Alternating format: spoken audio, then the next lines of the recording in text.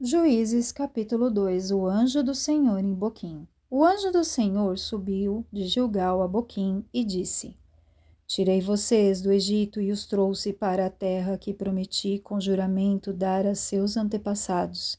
Eu disse: Jamais quebrarei a minha aliança com vocês, e vocês não farão acordo com o povo desta terra, mas demolirão os seus altares, porque vocês não me obedeceram.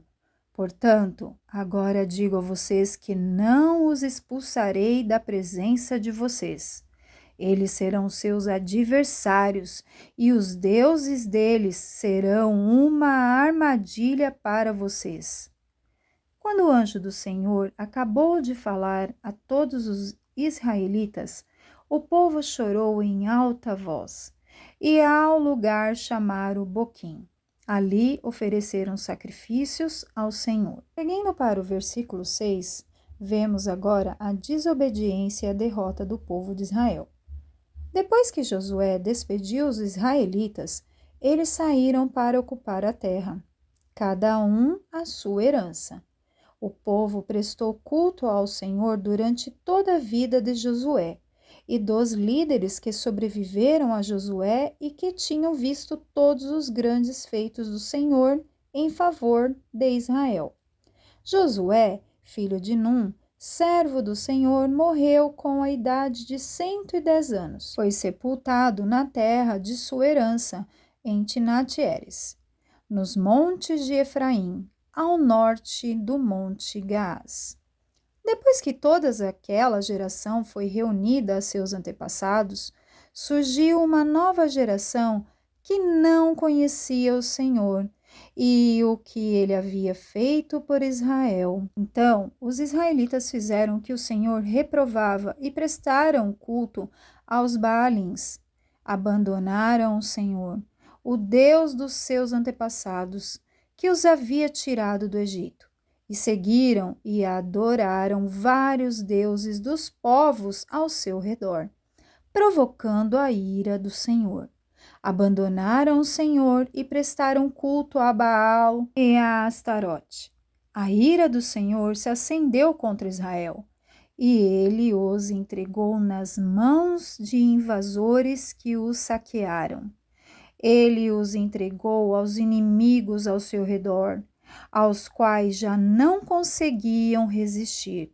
Sempre que os israelitas saíram para a batalha, a mão do Senhor era conforme havia advertido e jurado a vocês. Grande angústia os dominava.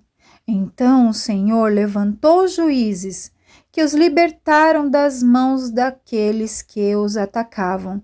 Mesmo assim, eles não quiseram ouvir os juízes. Antes, se prostituíram com os outros deuses e os adoraram.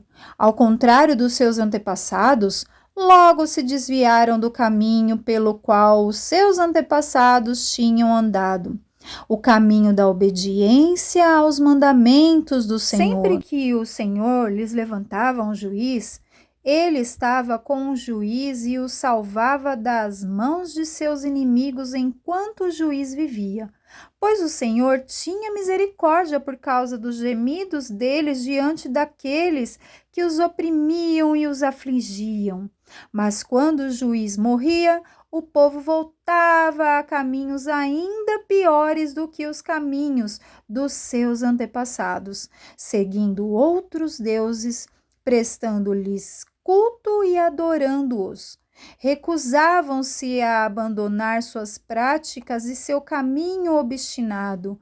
Por isso, a ira do Senhor acendeu-se contra Israel e ele disse: Como este povo violou a aliança que fiz com os seus antepassados e não tem ouvido a minha voz, não expulsarei de diante dele nenhuma das nações que Josué deixou quando morreu. Eu as usarei para pôr Israel à prova e ver se guardará o caminho do Senhor e se andará nele como fizeram os seus antepassados. O Senhor havia permitido que essas nações permanecessem não as expulsou de imediato e não as entregou nas mãos de Josué.